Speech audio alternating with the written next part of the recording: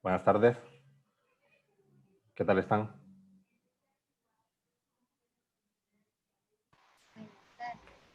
Buenas tardes, Lick. Buenas tardes.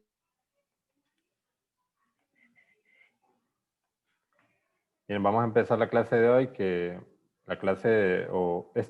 esta semana vamos a tratar de ver la parte de electricidad, circuitos eléctricos y la relación de eso con algunas actividades de biofísica, como ser actividad neuronal, movimiento de los músculos, los nervios, todo eso, ¿verdad? Entonces, para eso hay bastante teoría de física. El día de hoy, por medio de la clase, les voy a explicar esa teoría. Y por medio de algunas lecciones o actividades que les voy a asignar en la plataforma, se va a complementar con la relación que tiene eso con la biofísica.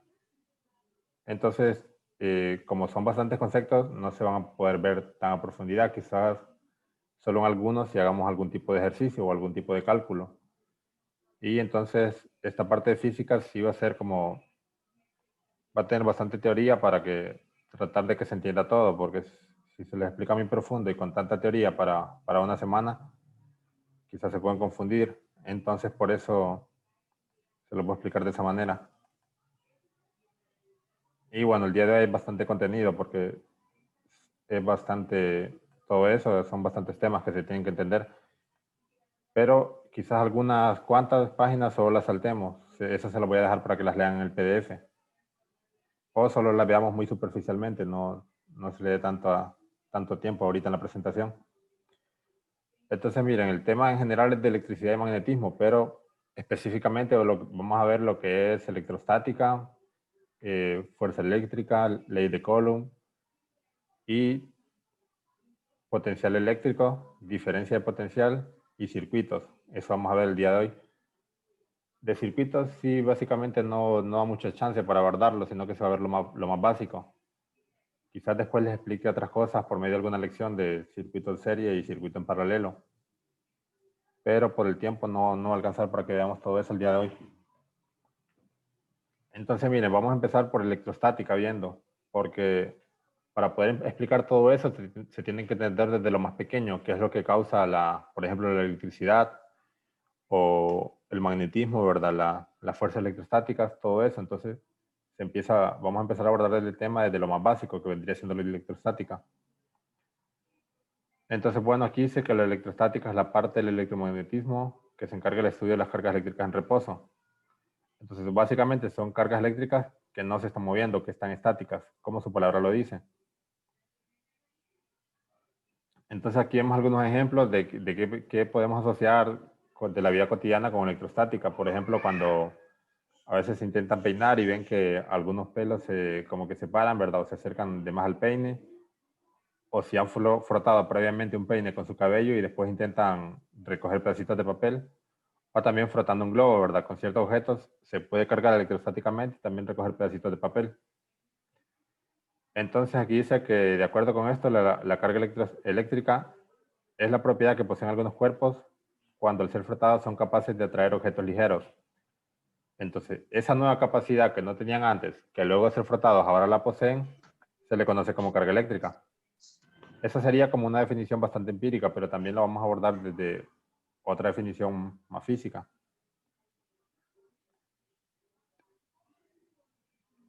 Entonces, por distintos experimentos, quizás a veces frotando ciertos objetos se atraían o frotando otro tipo de objetos se repelían, se dieron cuenta que en la naturaleza existían dos tipos de carga eléctrica. que estos dos tipos estaban asociados, que a esos dos tipos se les dio un nombre, a una que se le llamó signo positivo y a la otra carga eléctrica negativa.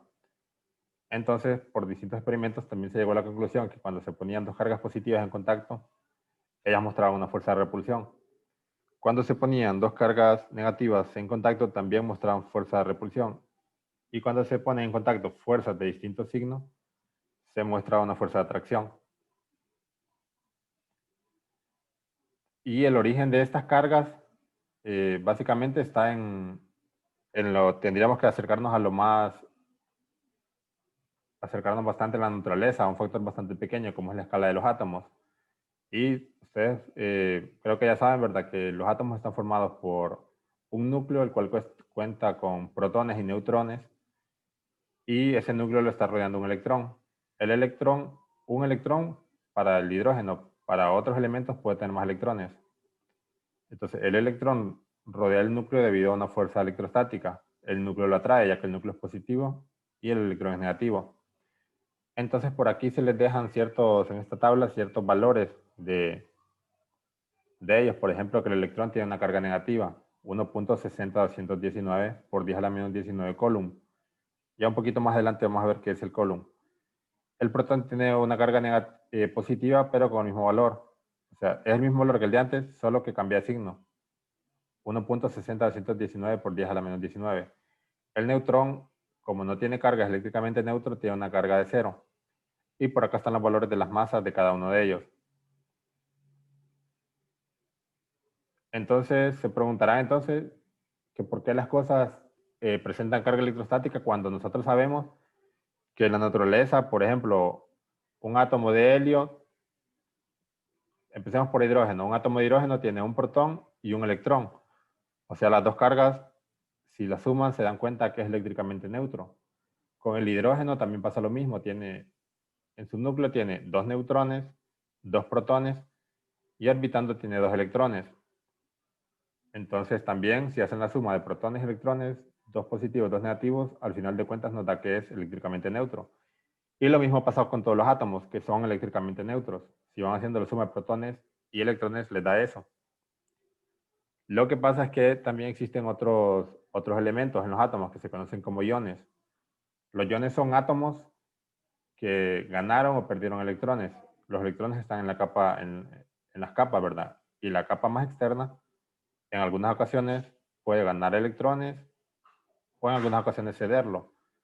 El núcleo, básicamente, de un átomo se mantiene fijo. El núcleo puede cambiar el número de protones, pero ya cuando está para otras actividades más complejas, como reacciones nucleares. Pero para otras actividades más simples, los átomos pueden ceder o ganar electrones.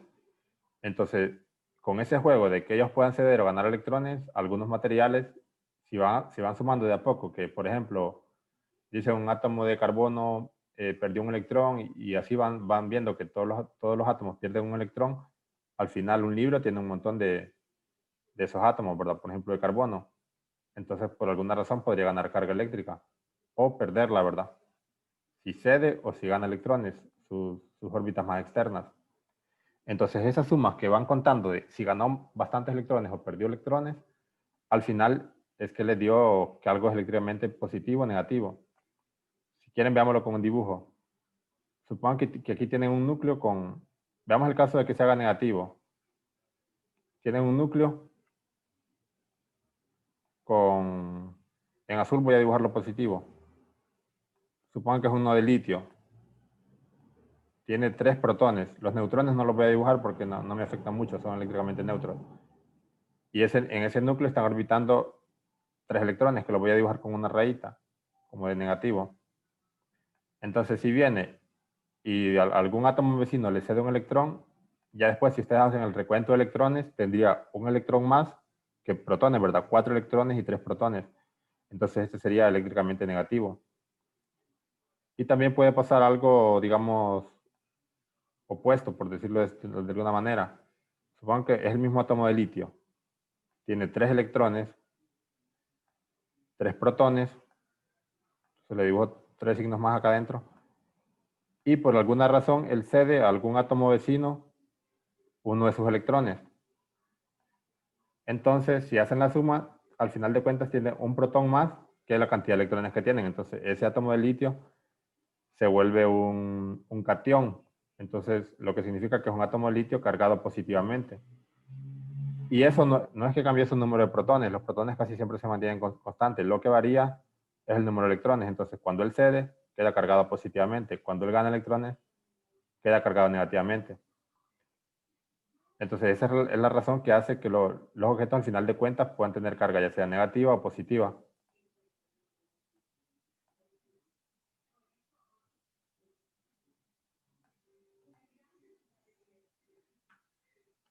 Entonces, de acuerdo con lo que les expliqué antes, la carga eléctrica de un cuerpo se puede interpretar como la diferencia entre cargas positivas y negativas. Y aquí dice que es importante señalar que la carga eléctrica es una propiedad inherente a los protones y electrones, así como a otras partículas fundamentales. Entonces, básicamente lo que más importan son los electrones en eso, la carga eléctrica. Los protones se mantienen constantes. Podría ser, ¿verdad? Por algunos experimentos muy complicados que ustedes podrían variar el número de protones, pero en lo general lo que está pasando en la naturaleza, lo más común es que varíe el número de electrones, ya sea ganando o perdiendo. Y entonces, la carga eléctrica, aquí está una definición más científica que les había dicho, o más acorde a la física.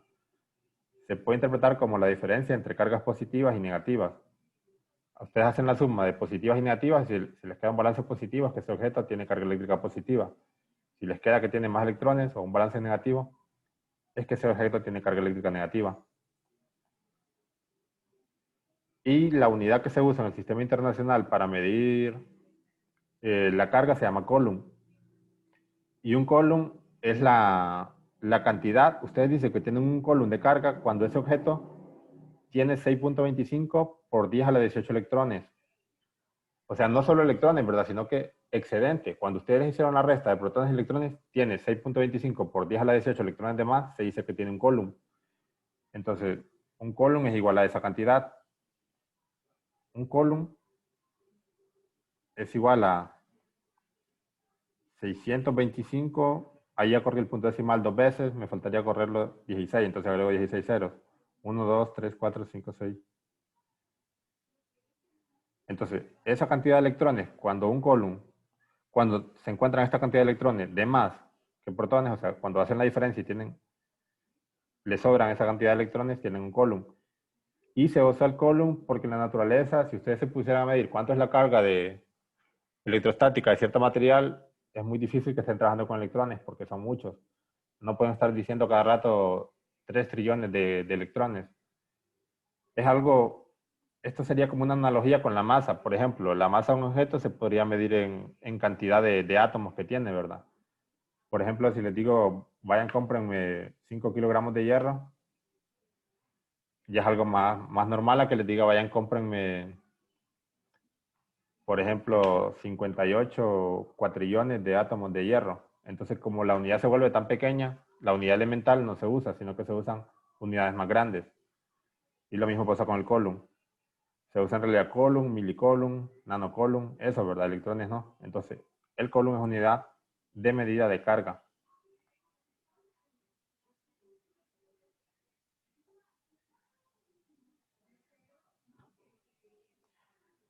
Bueno, entonces acá después les explica que algunos científicos antes habían descubierto que entre diferentes tipos de cargas existían fuerzas de atracción, de repulsión, ¿verdad? Por ejemplo, acá los electrones están dibujados en color rojo. Si ponen dos electrones en contacto, hay una fuerza de repulsión. Si ponen dos protones, hay fuerzas de repulsión también. Si ponen un electrón y un protón, hay una fuerza de atracción.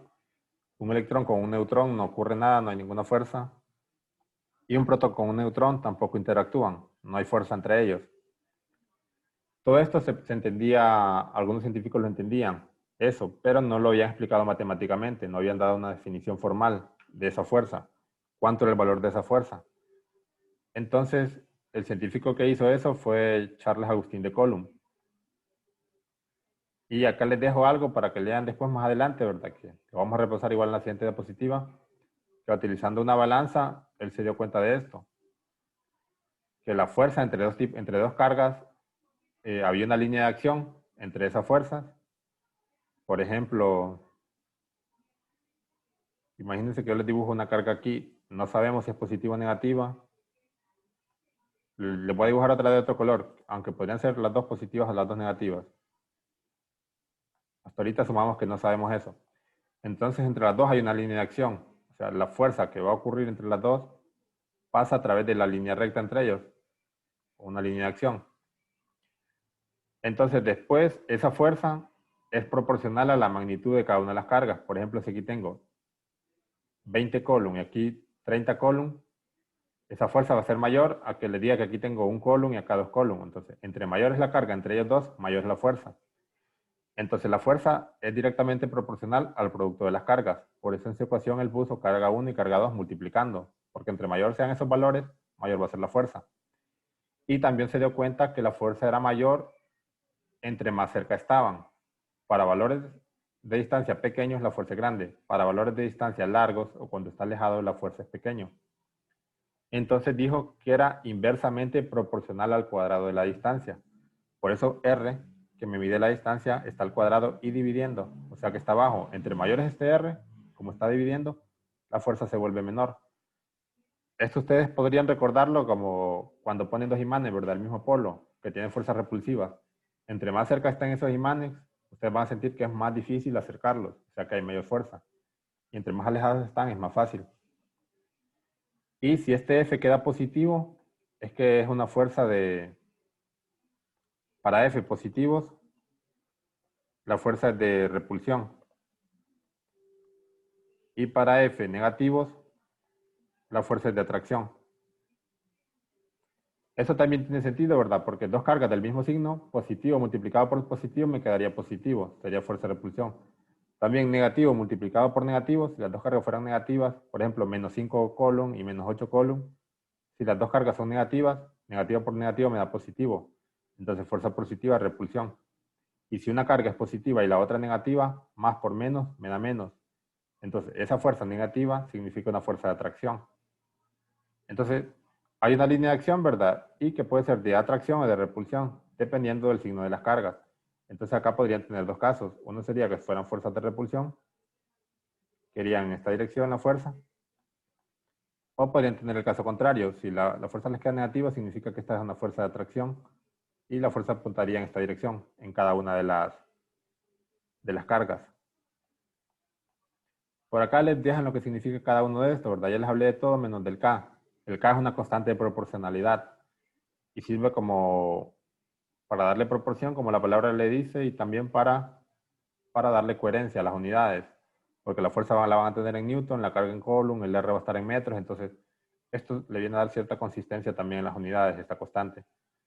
Si se fijan acá, el valor, acá le dan el valor numérico, pero generalmente se trabaja con este valor de acá abajo, porque es más fácil de recordar, ¿verdad? Y es una aproximación bastante cercana.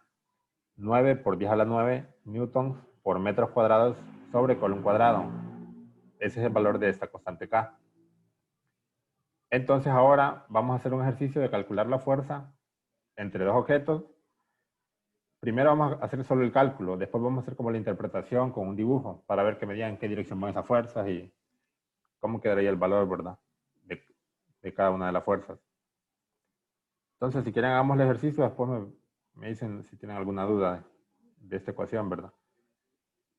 Entonces el ejercicio dice, determine la fuerza de repulsión entre dos cargas eléctricas de un coulomb que se encuentran separadas en el vacío a una distancia de 3 metros. Como este ejercicio ya me da las unidades en el sistema internacional, no tengo que hacer conversiones. Si les dieran milímetros, tendrían que pasarlos a metros. Si les dieran milicoulomb, tendrían que pasarlos a coulomb. Si les dieran microcoulomb también, tendrían que hacer la conversión. Entonces este ejercicio está fácil porque es directamente meter los datos. Antes de meter los datos, si quieren voy a copiar la fórmula para que sepa qué datos son los que tengo que apuntar. Entonces, la fórmula para encontrar una fuerza es la ley de Coulomb. Así se llama esa fórmula. Entonces, fuerza es igual a carga 1 multiplicado por carga 2 dividido entre R al cuadrado.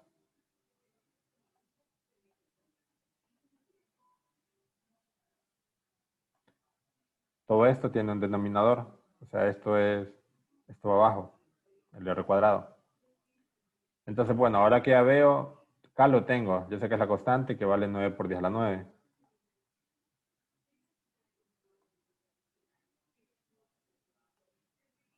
si quieren las unidades no las apuntemos. Si ustedes después con más tiempo pueden verificar qué unidades le corresponden a cada uno, van a ver que al final la fuerza les va a quedar en Newton. Cuando se cancele aquí las unidades que tiene el K con el de carga 1, el de carga 2 y el del R. Entonces, carga 1, ¿cuánto vale? A ver si me pueden decir cuál es el valor de la carga 1.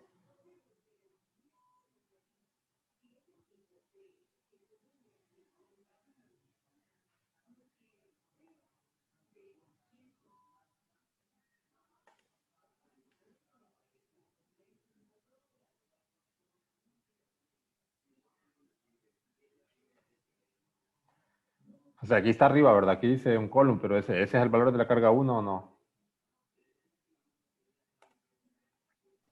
Ahí dice que 2 cargas.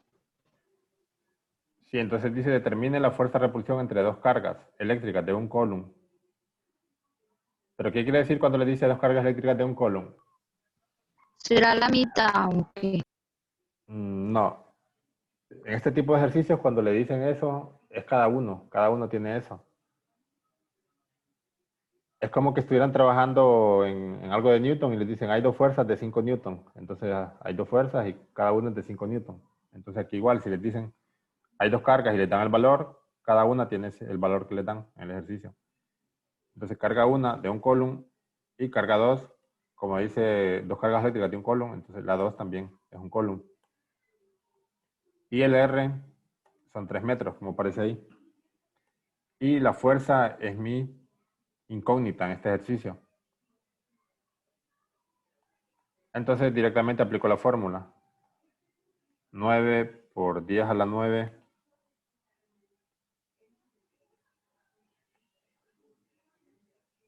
por carga 1, que es un column. Solo voy a copiar los valores numéricos porque sé que la respuesta me va a quedar en Newton. Multiplicado por carga 2, dividido entre R al cuadrado. Y R es 3 metros al cuadrado. Entonces hacen ese cálculo.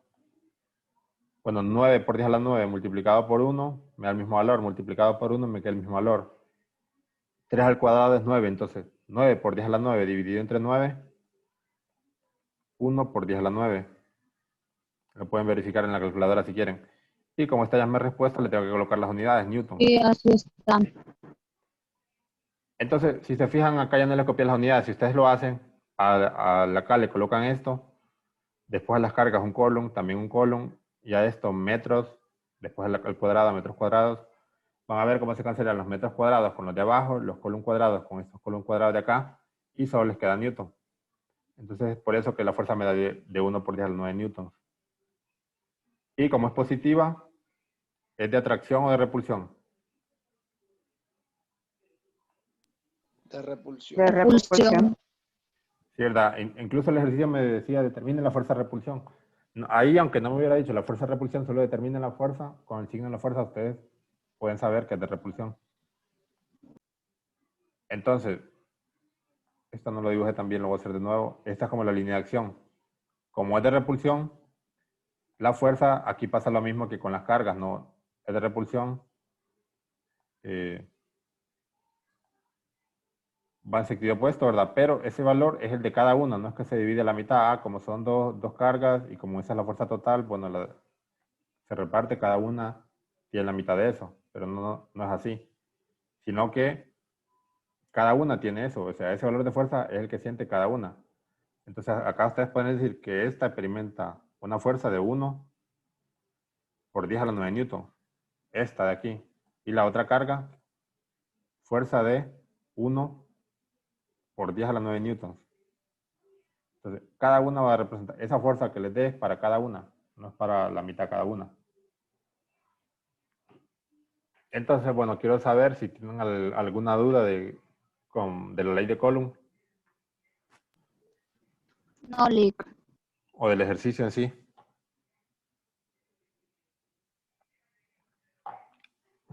Miren, voy algo rápido porque es bastante, ¿verdad? Bastantes diapositivas, pero bueno, ya avanzamos aunque sean como 9. Entonces veamos ahora otro concepto. Los primeros dos conceptos, son algunos que sí son complicados de entender. Ya después, cuando volvemos al circuito, ya es algo más fácil.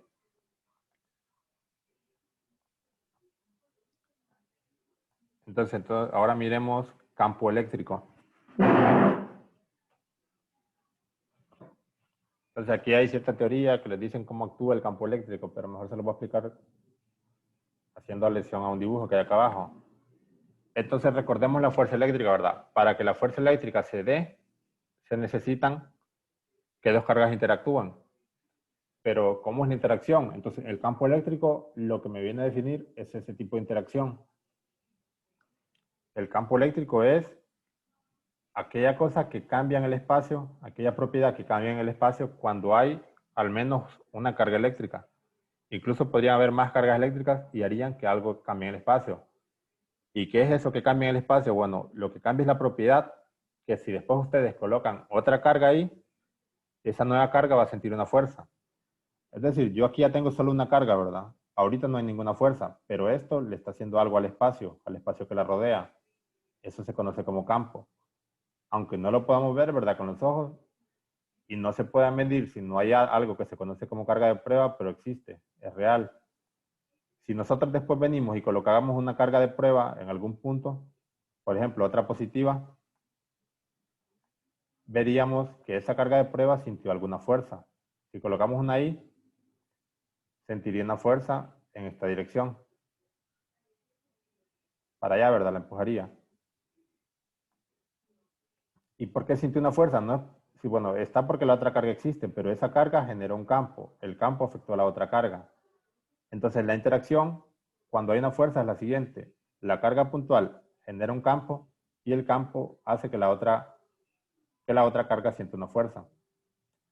Entonces, ese campo no va en una sola dirección, ¿verdad? El campo va en muchas direcciones. Ustedes podrían colocar otra carga acá, ¿verdad? Donde quieran, ¿verdad?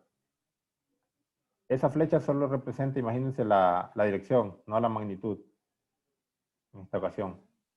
Por ejemplo, esta carga de aquí sentiría una fuerza en esta dirección, esta carga acá en esta dirección. Y así, ¿verdad? Entonces, eso es porque esta carga genera algo que se conoce como campo y que va afectando, ¿verdad? Que afecta el espacio en sí, afecta el espacio. Si ustedes colocan otra carga de prueba en cualquier punto, sentiría la presencia de ese campo.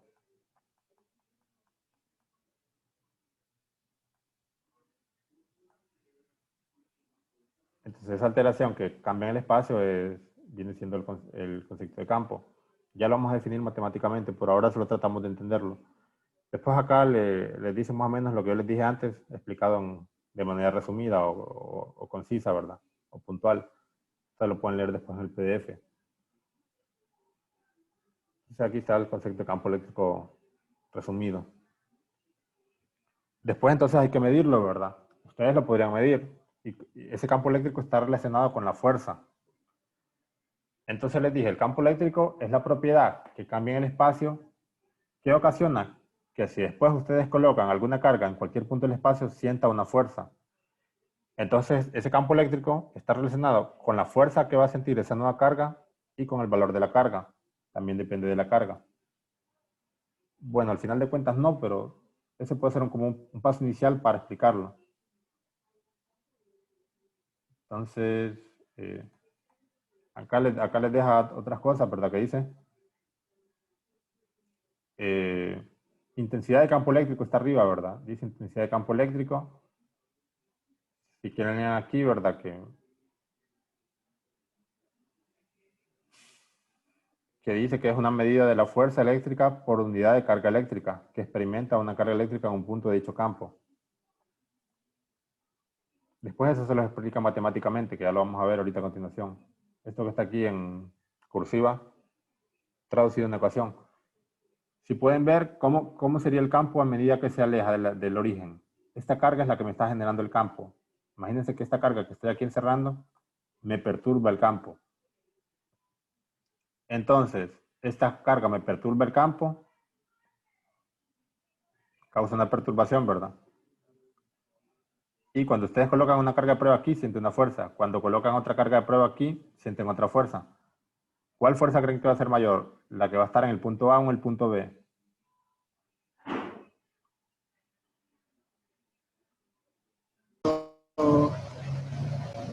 ¿En cuál? No, no escuché bien.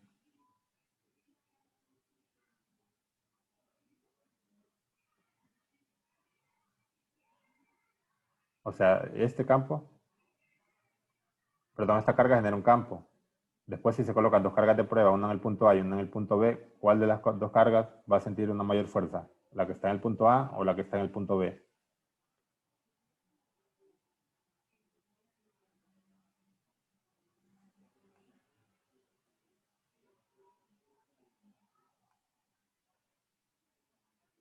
Esa sería como una pregunta de antes, ¿verdad? Ya de la fuerza. Todavía acordándose de la fuerza, acuérdense que si es inversamente proporcional a la distancia, entonces, si está más cerca, ¿es mayor o menor? Si está cerca es mayor.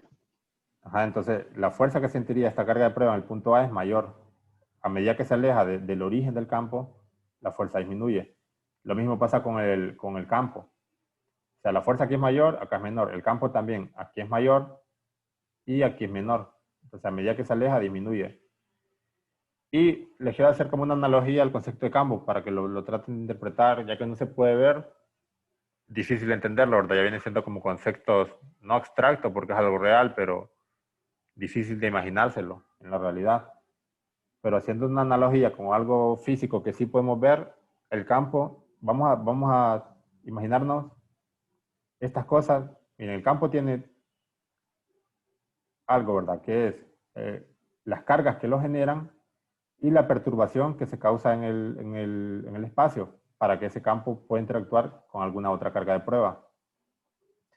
Entonces, miren, el campo en sí, haciendo esta analogía sería, imagínense que ustedes tienen agua en una, supongan que tienen como una piscina inflable, ¿verdad? De esas como para niños. Y ustedes con algún palo de escoba, con el extremo del palo, empiezan a perturbar justo en medio de la piscina, una piscina circular, empiezan a perturbar subiendo y bajando el palo, tocando el agua a una frecuencia constante. Por ejemplo, cada segundo, con un periodo constante, cada segundo introducen y retiran el palo. Tratan de hacerlo eso periódico, ¿verdad? Entonces eso, digamos, idealmente causaría como unas olas que se van alejando, ¿verdad? Entre más cerca estén, esas olas son mayores, ¿verdad? Entonces, básicamente, el campo en este caso serían las olas, que cómo se está perturbando el medio.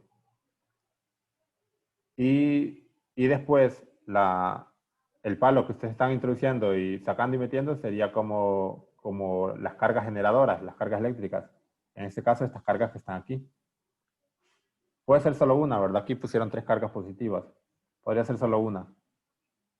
Entonces, la perturbación que causa, que en su caso serían las olas, serían como la intensidad del campo. ¿Qué tan intensas son las olas? Entre más cerca están, son más intensas. Entre más lejos están, son más débiles. Ahora, la analogía que se hace con la carga de prueba es porque nosotros no lo podemos ver. Entonces, la carga de prueba es una manera de medirlo. Imagínense ustedes que el agua fuera invisible. ¿Cómo podrían saber si las olas son grandes o pequeñas? Si el agua fuera invisible, ¿verdad? Que ustedes no la pudieran ver, ¿qué harían? Bueno, podrían poner una pelotita de esas de piscina inflables. Entonces, pondrían una cerca donde están perturbando y otra más lejos. Entonces, la que está más cerca se movería con mayor intensidad de arriba hacia abajo, con mayor amplitud. La que está más lejos se movería con menor amplitud. Entonces, esta amplitud con la que se moverían sería un análogo a las cargas de prueba. Se coloca una carga de prueba para medir el campo ahí. Entonces, entre más fuerza siente esa carga de prueba, mayor es el campo. Se coloca otra carga de prueba más lejos, se nota que hay menos fuerza, entonces menor campo. Entonces, básicamente lo que les quiero decir es que el campo no necesita las cargas de prueba, así como las olas, ¿verdad? Las olas no necesita que hayan pelotitas flotando, eso es solo para medirlo. Pero el campo sí, ya generado por las cargas eléctricas en un punto y la perturbación que causa al espacio, ese es el campo. Las cargas de prueba solo es para medirlo, pero no son parte del campo en sí. Entonces acá le dan un concepto de campo eléctrico matemáticamente definido. Campo eléctrico, ya para medirlo, ¿verdad? Está relacionado con la fuerza que siente una carga de prueba para medirlo, pero él solo es la perturbación en sí. Entonces, básicamente, en un punto, ¿verdad? Entre más alejado está de su origen, va disminuyendo el campo. En un punto P, una carga de prueba sentiría una fuerza F. Pero acá hay otra ecuación matemática que no necesita la carga de prueba. Eso se hace sustituyendo en esta ecuación de aquí la fuerza, ¿verdad? Recordémosla que por la ley de Coulomb nos decía K por carga 1 por carga 2 entre R cuadrado. Sustituyendo eso así y después viendo que la carga 2 sería como la carga de prueba, se cancela la carga de prueba con carga 2, la carga 1 vendría siendo como esta carga, la que origina el campo. Entonces el campo eléctrico se puede definir por la constante K multiplicado por la carga generadora dividido entre R cuadrado. A medida que se aleja de la fuente del campo, el campo disminuye. Si la carga generadora es más grande, el campo aumenta. Si se fijan, en el concepto de campo no tienen que haber dos cargas. Una sola lo genera y esa carga perturba el espacio alrededor de ella. La otra carga que les dije que es carga de prueba sirve para medirlo, pero el origen en sí de él solo necesita al menos una carga. Incluso igual, dos cargas pueden generar un campo, sería diferente. Tres cargas también generarían tres campos, y así, ¿verdad? Pero una sola, ya con una basta para generarlo. En el concepto de ley de Coulomb se ocupaban dos para que existiera una fuerza. Pero aquí en el concepto de campo solo se ocupa una para que genere esa perturbación en el espacio. Y ese espacio puede estar vacío, ¿verdad? No necesita que haya aire, que haya agua, que haya algún metal. Ese espacio puede ser el vacío. O sea, en el vacío, como en el espacio exterior, los campos eléctricos pueden estar, así como las ondas electromagnéticas. Entonces aquí les dicen que es directamente proporcional a la carga e inversamente proporcional al cuadrado de R. Aquí lo podemos ver de la ecuación también, esos datos que están acá abajo. Entonces, esa es la definición. También se pueden hacer cálculos. Si ustedes les dan la carga, conocen la carga y conocen la distancia, ustedes pueden medirlo. Entonces, ese campo varía de acuerdo al punto. Entonces, les tienen que decir en qué punto lo quieren medir. Entonces, aquí dice, ¿cuál es la magnitud de la intensidad del campo eléctrico generado por una carga eléctrica de 6 por 10 a la menos 3 Coulomb a una distancia de ella de 0. metros en el vacío? Entonces, este está bastante fácil porque los datos ya me los dan en las unidades del sistema internacional, no hay que hacer ningún cambio. Entonces la carga de prueba vendría a ser eso. 6 por 10 a la menos 3 Coulomb. Y ese otro valor que me dan ahí es el R. ¿Y qué no me dan? No me dan el campo, es lo que me piden. La constante K no necesito ponerla aquí porque no es un dato, ¿verdad? Sino que ya en sí es una constante, eso no va a cambiar. Entonces después aplican la fórmula de campo. Y las unidades no les había dicho, las unidades de campo eléctrico son Newton sobre Coulomb. En el PDF se las voy a agregar. Entonces, campo eléctrico, aplican la fórmula K por Q. Si se fijan aquí solo va una carga, no van dos cargas como en la fuerza. Entre R cuadrado. Entonces por eso ni siquiera se le pone subíndice porque es una sola.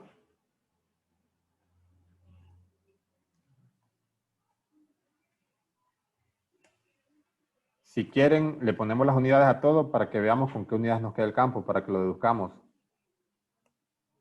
La K tenía unidades de Newton por metros cuadrados sobre Coulomb cuadrado. Esas eran las unidades que tenía la constante K. Después la carga 1 dice 6 por 10 a la menos 3 Coulomb. Cierro paréntesis. Y abajo me queda 0.1 metros al cuadrado. Primero calculo el valor numérico y después vemos qué es lo que pasa con las unidades.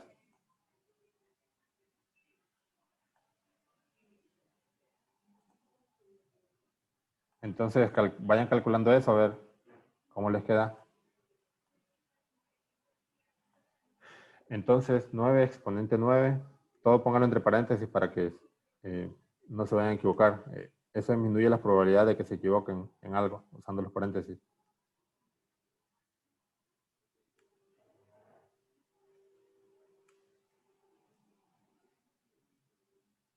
Bueno, me queda 5.000.400.000. Pero es un número muy largo, mejor lo escribo en notación científica.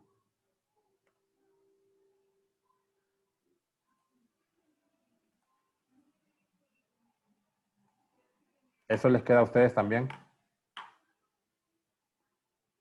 Sí, Luis. Y las unidades, como les dije, no las habían visto, pero esas se pueden deducir, ¿verdad? Como ya conozco todas las otras unidades, veo que se cancela y veo que me queda. Si se fijan, al elevar este metro al cuadrado, me va a quedar metros cuadrados, ¿verdad? Y acá arriba tengo metros cuadrados. Entonces, estos metros cuadrados los puedo cancelar. Y si se fijan, aquí tengo columns que están multiplicando. Y acá, como aquí hay una diagonal, significa que estos columns cuadrados están dividiendo. Pero aquí está en el cuadrado, entonces de los cuadrados solo se cancela uno y me quedan otro. O sea, me queda uno, siempre me queda uno ahí, me queda uno dividiendo. Y ya tenía newtons. Acá tengo newton, que no les pasó nada. O sea, no se cancelaron. Y abajo me quedó un column dividiendo.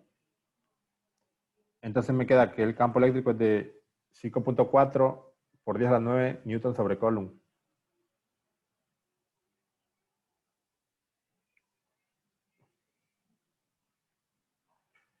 Entonces, viéndolo físicamente eso, me quedaría algo así. Si yo tengo una carga, supongan que esta es la carga.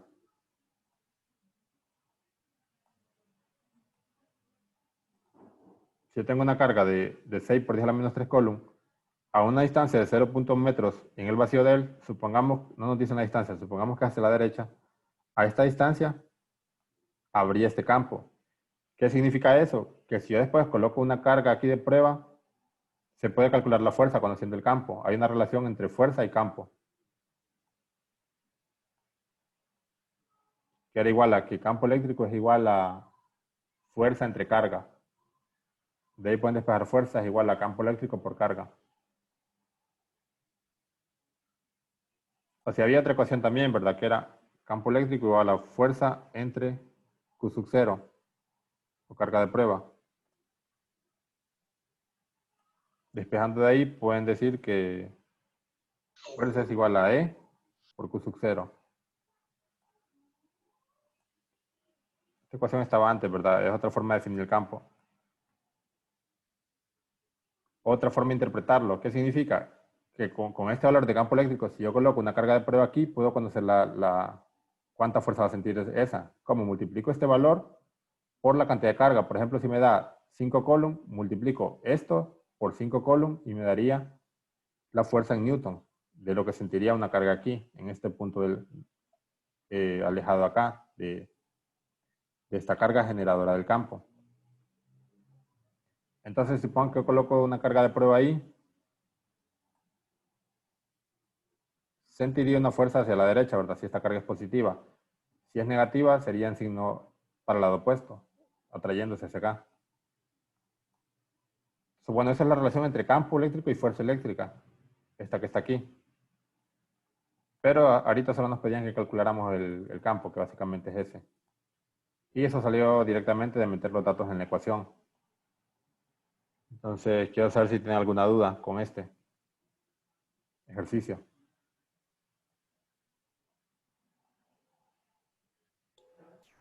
A mí me dio 5.4 por 10 a la 8. Yo creo que el 0.1 que tiene abajo no lo elevó al cuadrado. Divida eso entre 0.1 otra vez y le va a quedar ya por 10 a la 9. Ah, bueno. Entonces, veamos lo siguiente. Faltan dos conceptos. Primero vamos a definir un concepto de energía potencial eléctrica y después potencial eléctrico para definir diferencia potencial.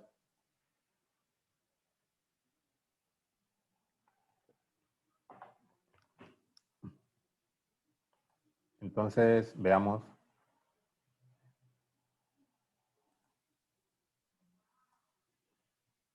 Bueno, antes de eso vamos a definir conductores y aislantes.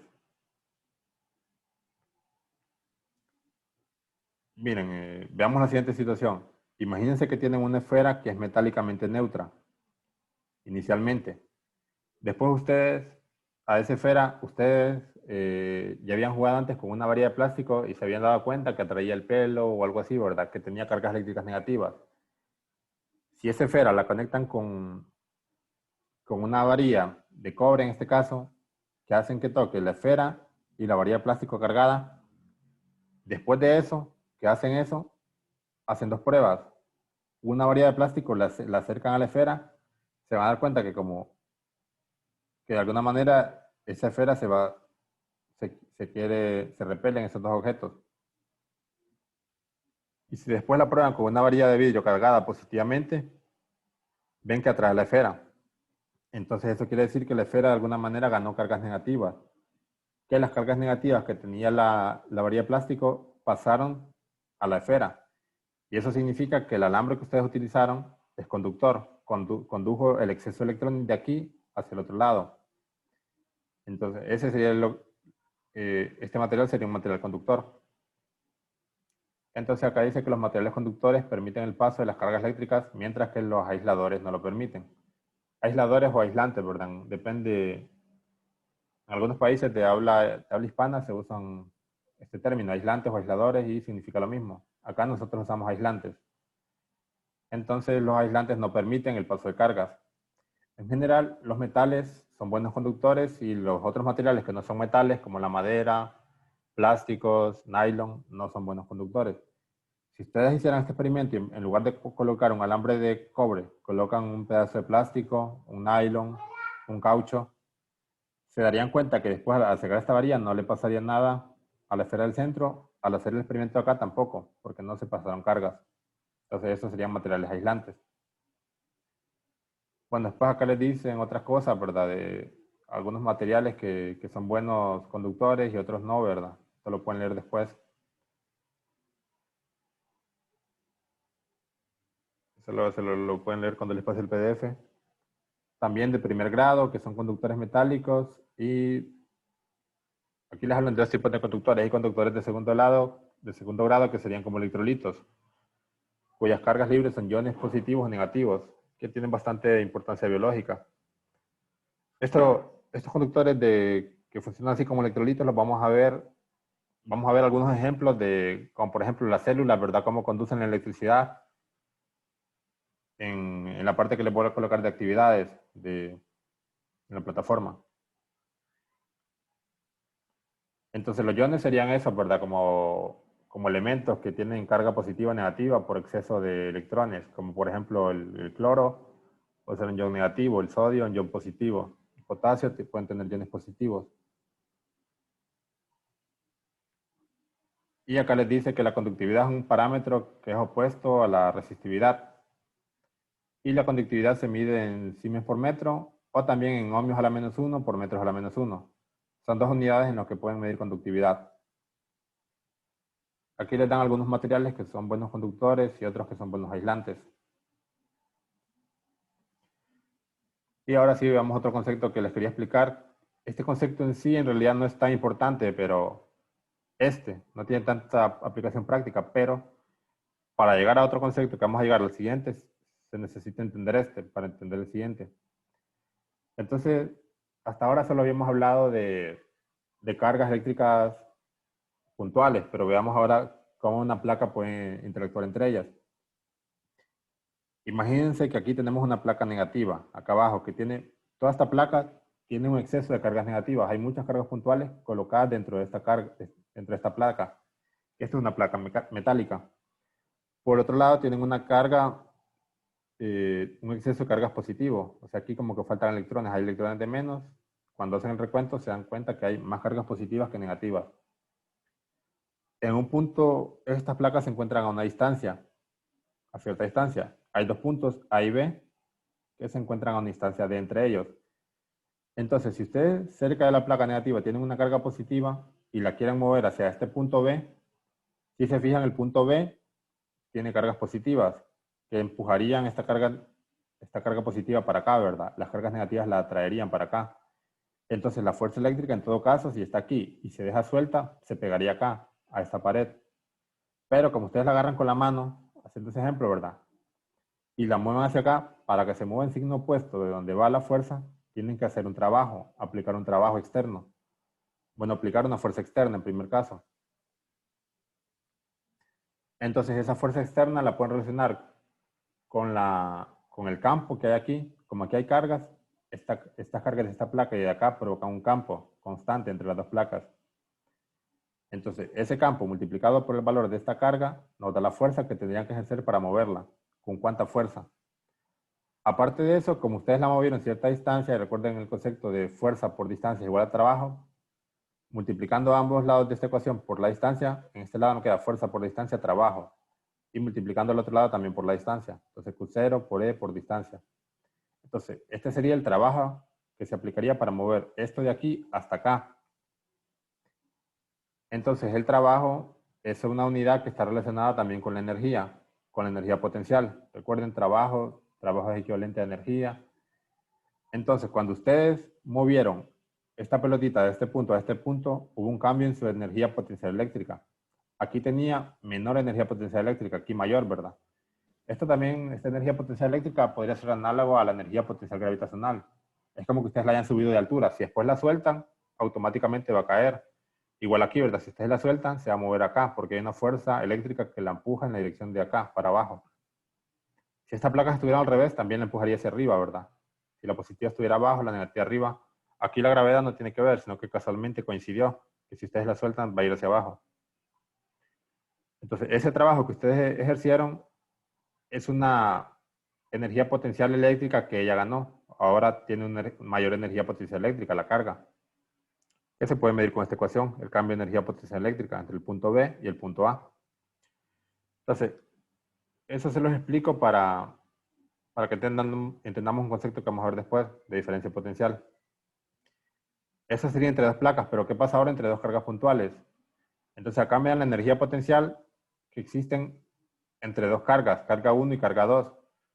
Cuando esa carga 2 es movida desde el infinito hacia algún punto que está a una distancia r. Esto en realidad requiere una deducción matemática bastante larga, yo solo le doy la respuesta. Entonces, esa energía potencial es igual a la carga 1 por la carga 2 entre r. ¿Recuerdan la fuerza, verdad? Era este mismo valor entre r cuadrado, pero ahora esta energía simplemente es entre r, no r cuadrado. Entonces, si dos cargas se encuentran a una distancia r, entre ellas dos hay una energía potencial que tiene este valor de aquí, energía potencial eléctrica. Este concepto tampoco es tan importante, el que es importante sí es el siguiente, pero había que entender este, que es el potencial eléctrico. Este potencial eléctrico es igual al trabajo dividido entre la carga. Lo podemos representar por la letra B.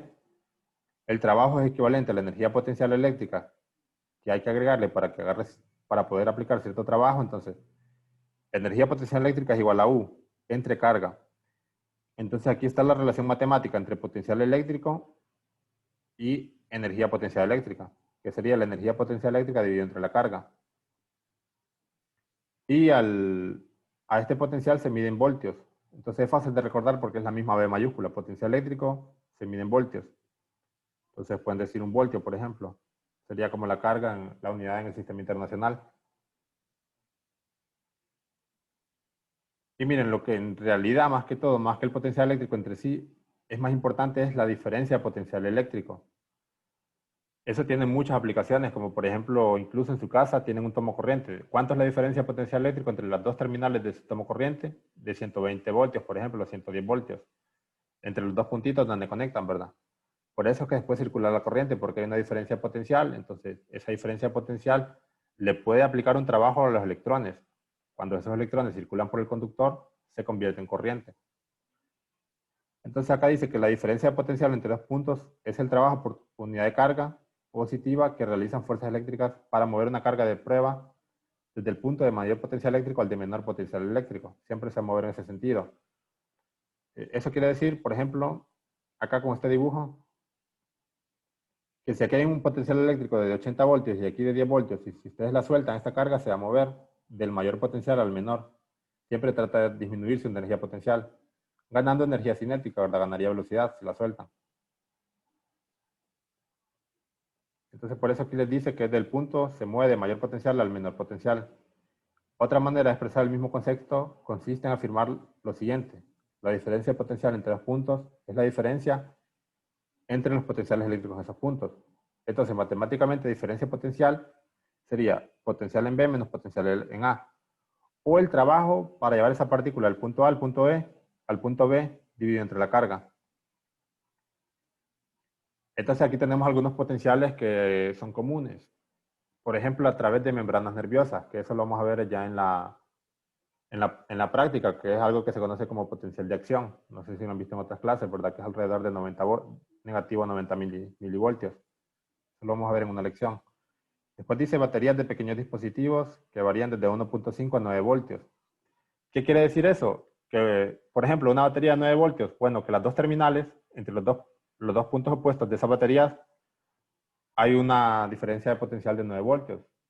Que uno está 9 voltios arriba que el otro. Por ejemplo, imagínense que uno está a 15 voltios, el otro a 6, entonces 15 menos 6, 9. Entonces, un electrón que esté en el punto de 15 voltios se movería hasta el punto de 6 voltios, porque hay una diferencia potencial de 9 voltios. Entonces, esa diferencia potencial vendría siendo como una fuerza que hace que los electrones se muevan, una fuerza electromotriz, con otras palabras, hace que los electrones se muevan, esta diferencia de potencial. Las baterías del automóvil tienen 12 voltios, salida en hogar en Estados Unidos o aquí en Honduras también, 110 a 120. Otras salidas para otros aparatos más grandes como estufas eléctricas, 220 a 240 voltios. Las bujías de un automóvil, 10.000 voltios. Generadores en laboratorio, 25.000 voltios. Y bueno, acá hay otros valores más, ¿verdad? Entonces ahora vamos a ver 3 conceptos más que son sencillos. Ya vimos como los más complejos. Veamos el concepto de corriente eléctrica. O bueno, no sé si tienen una duda antes en el de diferencia potencial.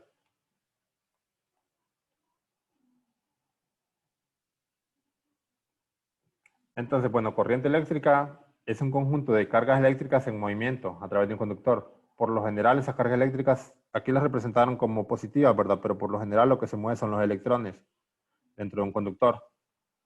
En general, corriente eléctrica es cualquier carga en movimiento, pero para nuestro trabajo van a ser electrones, ¿verdad? Electrones moviéndose son corriente eléctrica. Y se miden amperios, esa corriente eléctrica, esa es la unidad de medida. Entonces, bueno, electrones moviéndose a través, por ejemplo, de un alambre de cobre, eso vendría siendo como corriente eléctrica.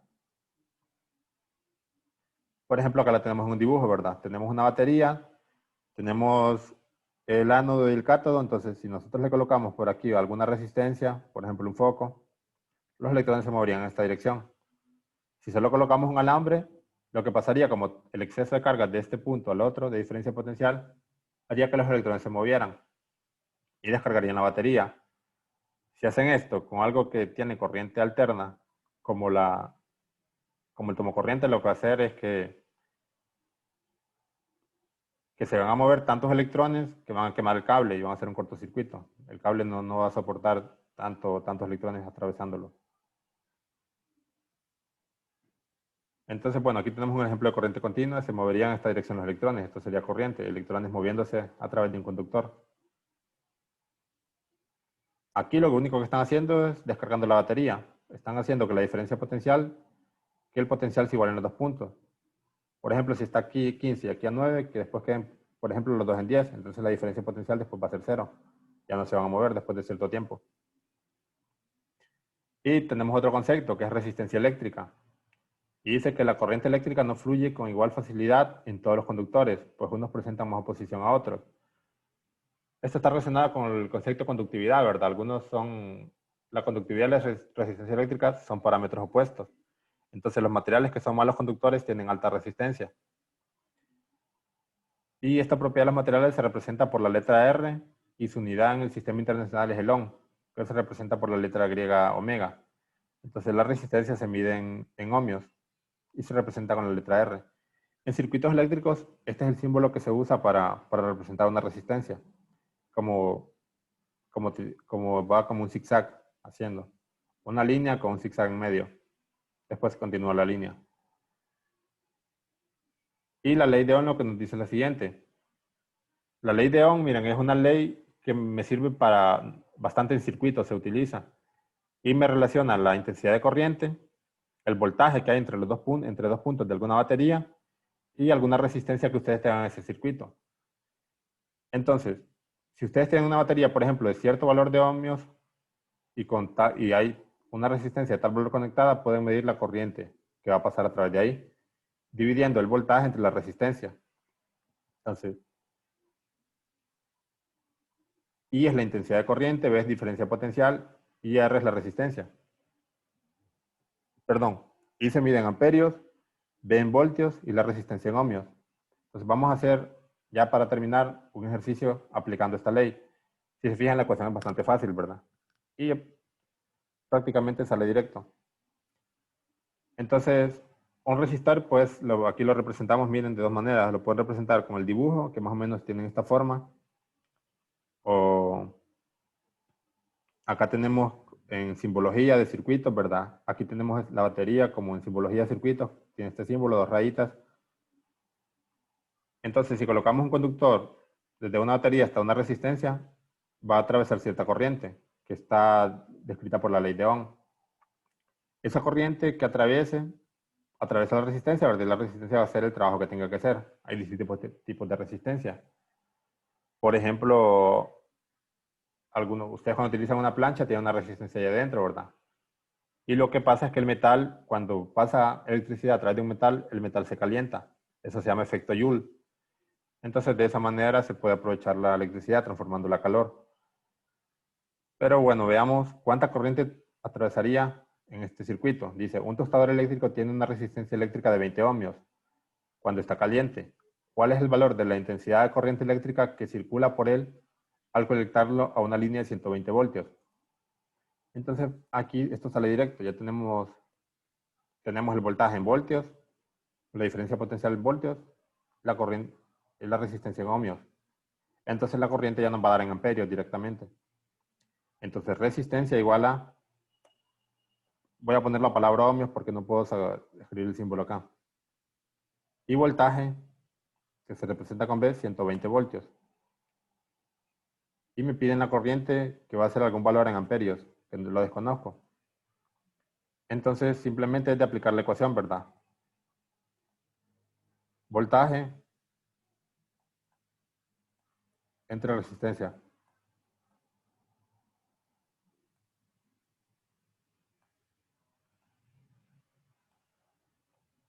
Entonces, voltaje igual a 120 voltios entre 20 ohmios. Esa es la resistencia del tostador. Y bueno, 120 entre 20 me da 60. Y la unidad de corriente es, perdón, me da 6. Y es amperios. Entonces va a pasar bastante corriente. En realidad esta es una corriente bastante alta. Estos valores son peligrosos. Las corrientes en general se trabajan en miliamperios o microamperios. Son corrientes más pequeñas. Entonces son bastantes conceptos que les di, ¿verdad? Les recomiendo que los repasen porque son muchos y como solo les doy una clase por semana, entonces esto en realidad se ve cuando se está viendo presencialmente, todo esto se ve en 1 o 2 semanas, o bueno, en 1 semana creo que sería suficiente, pero por eso les recomiendo que lo repasen, ¿verdad? Porque es bastante contenido para absorber de un solo. Entonces quiero saber si tienen alguna duda, ya sea en este ejercicio o en lo anterior, o en algún concepto.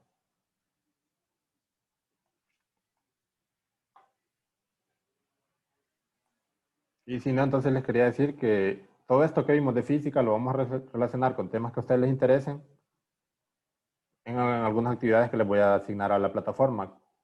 Como faltan evaluar 30 puntos de acumulativo, entonces la semana 12, que es esta, supongan que desde aquí hasta el otro martes, la semana 13 y 14, cada una de esas semanas voy a evaluar 10 puntos. Y la 15 solo va a ser el examen. Y la 16 si alguien va a reposición, ¿verdad?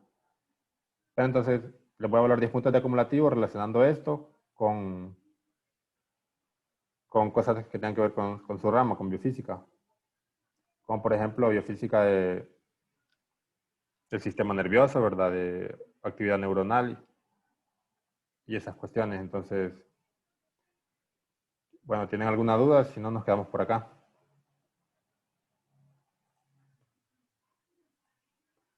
Y yo les voy a ir avisando cuando les agregue contenido a la plataforma. Creo que voy a hacer como el viernes, porque el jueves quiero revisarles todo lo anterior de la segunda unidad para darles la nota. Entonces, como el viernes yo les aviso cuando les suba el contenido de este tema que vimos hoy. Bueno, está bien, Lick. Bueno, entonces ahí les aviso y que estén bien. Feliz tarde.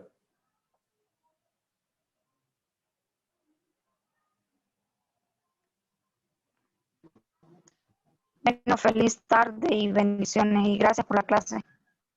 Bueno, gracias, igual bendiciones.